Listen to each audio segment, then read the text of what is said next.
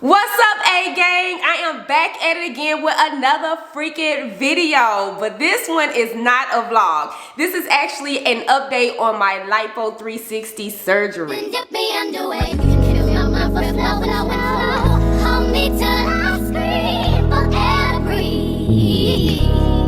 Wash me over until my will runs dry. Send all your sins all over me, baby. We are a little over 2 years post-op. I had my surgery in November of 2020. We are in March of 2023. So it's been a little over 2 years. My results that you see now are what they gonna be. Like, ain't no more changes, because it does take a while for your body to kind of adjust to the surgery or whatever before you see like your final results. Now, if you have not seen the other videos that I posted about the Lipo 360, I will probably go over like why I got the surgery. I'll probably add some pictures in so y'all can see how I looked prior to the surgery, because I know some people are just like, what did you need surgery for? You didn't even need to do all that. And what do most people say? Oh, she must be insecure. You damn right. It was certain things that I was insecure about. Am I insecure about myself in general? Hell to the no, because I know I am a bad bitch out here in these streets. However, yes, there were certain things about my body that I was a little insecure about, and I figured if there's a way to fix it, why not? So that's what I did. Fixed it. Let's get into this freaking video. Okay, so if some of y'all know that I was very small when I was younger, as most of us were. Most women were super tiny when they were super young, and then the older we get, the more weight we put on. Here's some pictures of me back when I was super tiny. Like, I was just skinny for no freaking reason. I've always been small. Getting older and gaining weight in certain areas, it does kind of like mess with your head a little bit, I guess. Some people think it's because I have kids. Y'all, these kids did not do none of this to my body. I had my first kid at the age of 19, my second kid at the age of 20, and I had Lexi when I was, I think, 22, 23, something like that. When I tell y'all, my body bounced right back. Like, after I pushed them babies out, my body went right back to how it looked. No stretch marks, no nothing. So my kids had nothing to do with the way that my body looked when I got surgery. That was just simply age and genetics. Genetically, I hold most of my weight in my midsection. Here's a picture right before I got the surgery, and you see how like the love handles is like my main like issue. That's where all of my body fat went.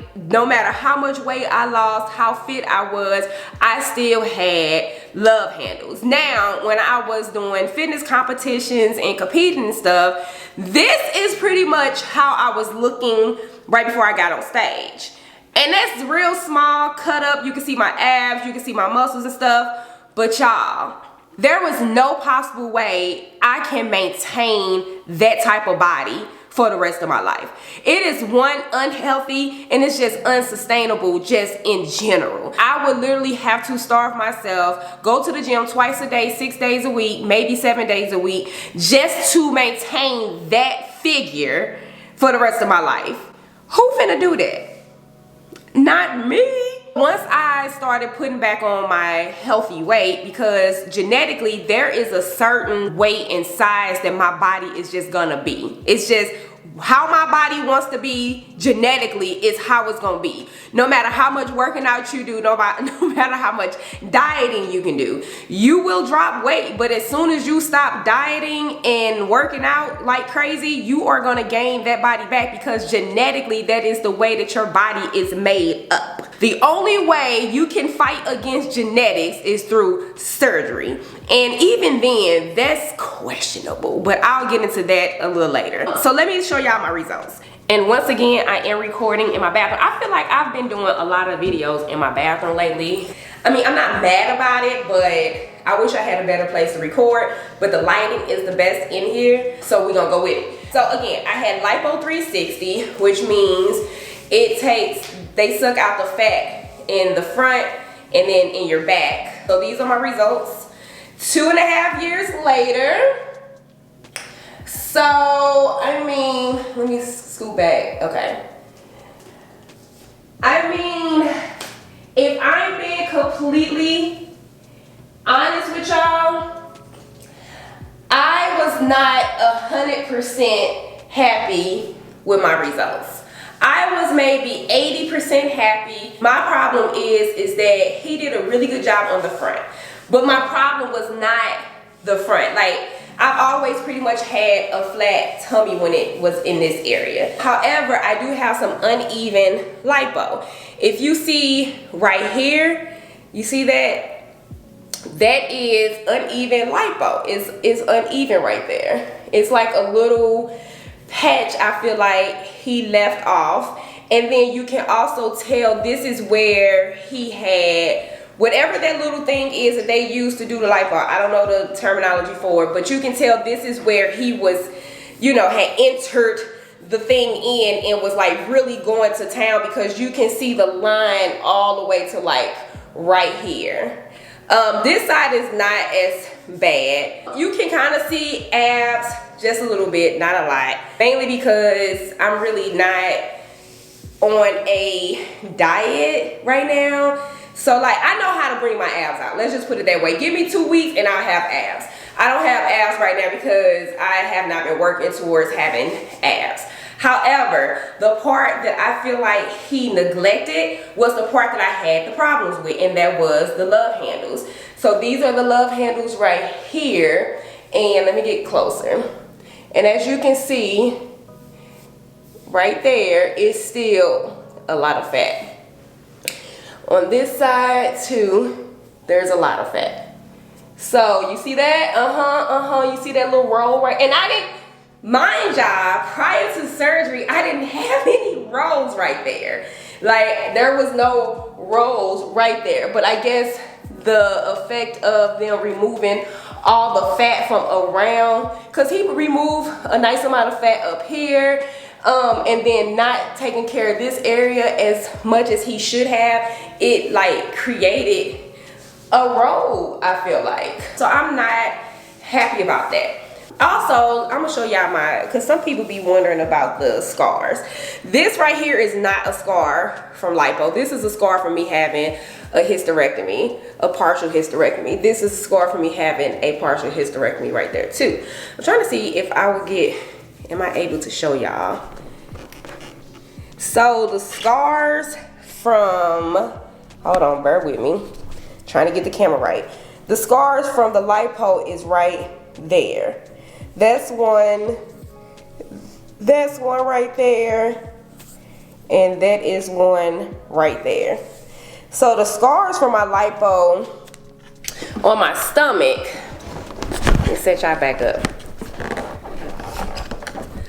So the scars from the lipo on my stomach, you can barely see those. However, the scars from the lipo on my back, you can still see. Like, I have one there. I have one, that is not a scar. I don't know what that's a bruise.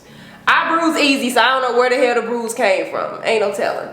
There's a scar here, and then there's a scar there.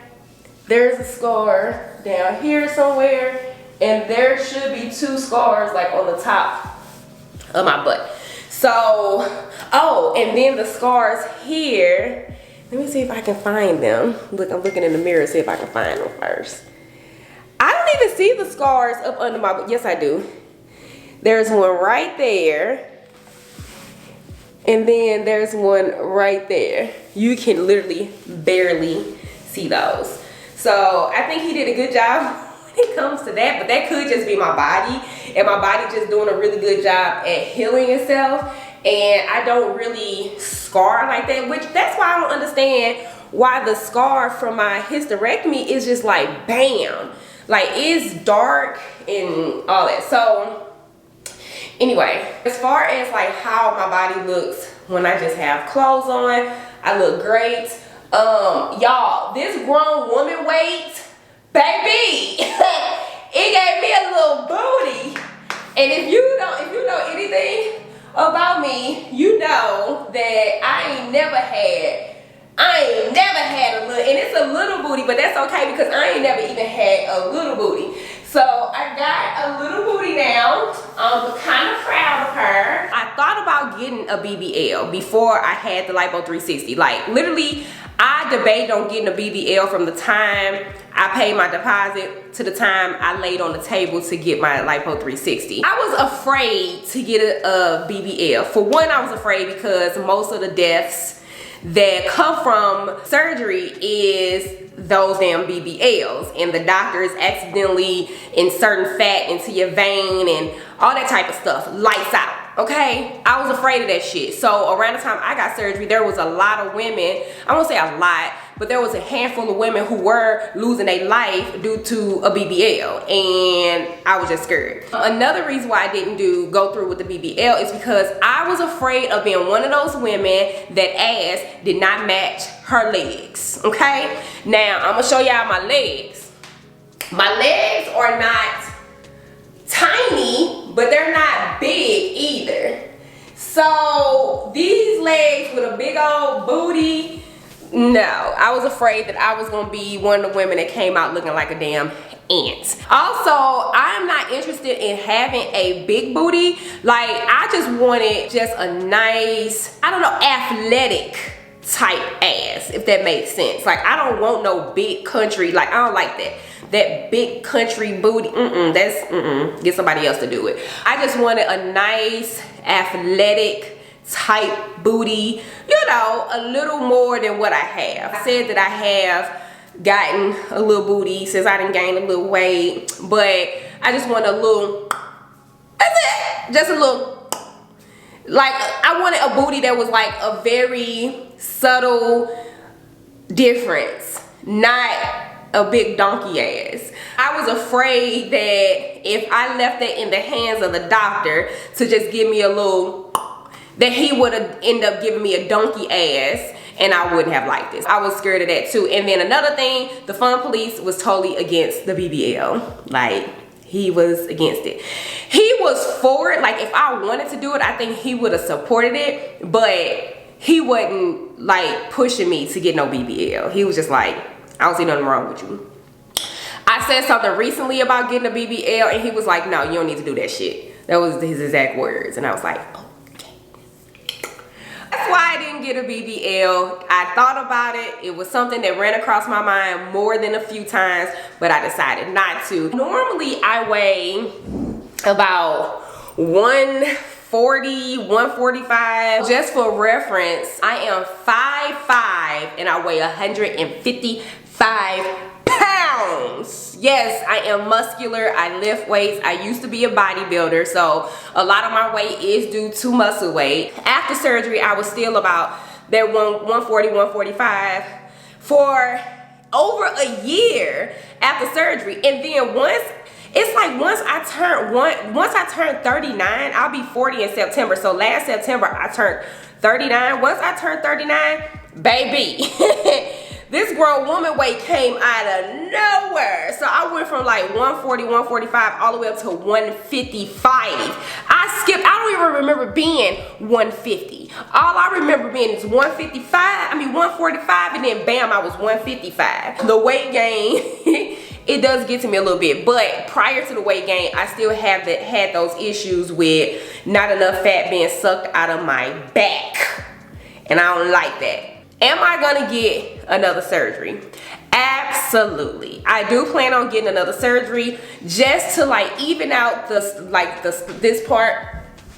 I want to even out this part, the uneven, and it wouldn't be so bad if it wasn't noticeable. Like, it's clearly noticeable that is there. So I want to see about having that evened out, and then I do want my back redone. Like, I want the whole back redone, especially that lower back where those little love handles are, because that was like my issue from the get-go, and I feel like he failed to get all of the love handles out. And then my arms are big to me, but that's because I was a bodybuilder and I am muscular.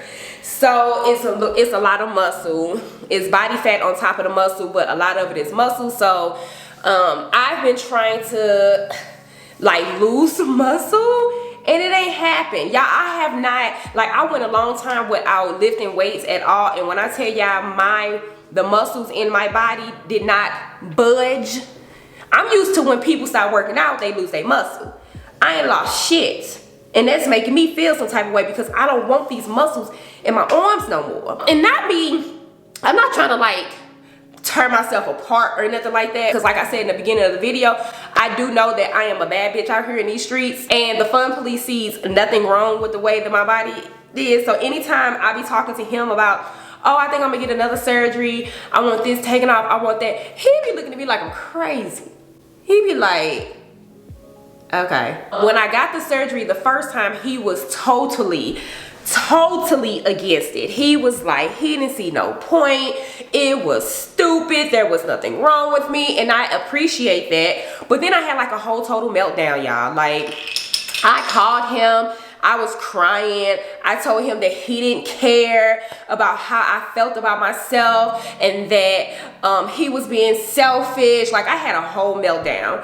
Baby, when I tell y'all he had called up to that doctor's office and paid that little deposit for me to get this surgery with the quickness, I had to adjust the camera a little bit because I was sitting on my feet and it was hurting. He made it happen because I had a whole like meltdown about it. So he called up to the office, surprised me, paid my deposit for my surgery and everything. So that's a different story. The person who did my surgery was Dr. Cannon. He was at New Life at that time. I don't think he's at New Life anymore. Originally, Dr. Doback was supposed to do my surgery. There's a whole story time on that. I'll probably put that video right here. If you click that link, it'll go to that video. But there's a whole story time about how I ended up having to switch from Dr. Doback to Dr. Cannon at the last minute after I was already in Miami, ready to get my surgery. I tried to do as much research as I possibly could on him, but I wish I would have went to a different doctor. Also, if you are thinking about surgery and you are watching this video,